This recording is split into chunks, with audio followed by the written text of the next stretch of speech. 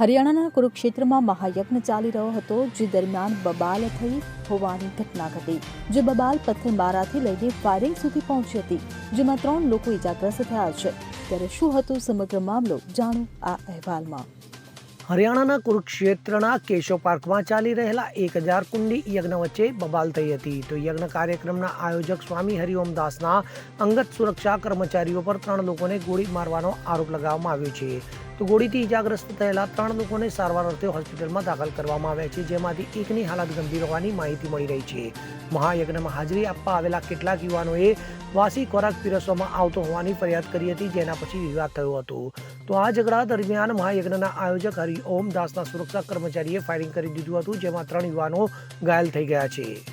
આશિષ તિવારી નામના યુવકને ગંભીર હાલતમાં લોકનાયક જયપ્રકાશ સિવિલ હોસ્પિટલમાં દાખલ કરવામાં આવ્યો છે. તો બીજી તરફ આ ઘટનાથી રોષે ભરાયેલા એક વિશેષ જાતિના લોકોએ મહાયજ્ઞ સ્થળની બહાર કુરુક્ષેત્ર કૈથલ રોડ બ્લોક કરી દીધો છે અને પથ્થરમારો કર્યો છે.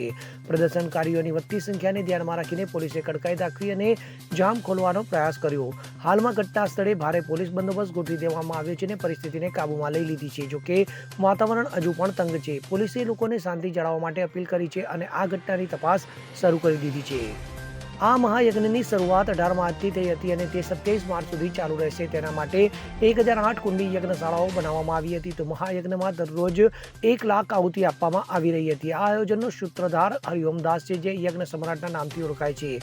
અત્યાર સુધીમાં તેમણે દેશભરના 24 રાજ્યોમાં 101 મહાયજ્ઞોનું આયોજન કરાવ્યું છે. તેમનો સંકલ્પ છે સમગ્ર ભારત વર્ષમાં 108 મહાયજ્ઞ કરાવવાનો છે. કુરુક્ષેત્રમાં 18 માર્ચથી શરૂ થયેલા મહાયજ્ઞ આ પ્રકારનો 102મો મહાયજ્ઞ છે. તો આ મહાયજ્ઞમાં ભાજપના પ્રદેશ પ્રમુખ મોહનલાલ બડોલી, મુખ્યમંત્રીના પત્ની સુમન સૈની અને પૂર્વ રાજ્યમંત્રી સુભાષ સુધા જેવા ઘણા મોટા નેતાઓ સામેલ થઈ ચૂક્યા છે.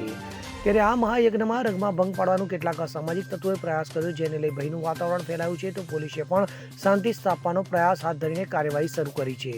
Bureau report CN24 news. હવે જુઓ દેશ દુનિયાની તમામ ખબરો તમારી આંગળીના ટેરવે. ઉઠાવો મોબાઈલ અને Google Play Store પરથી ડાઉનલોડ કરો અમારી CN24 ન્યૂઝ મોબાઈલ એપ.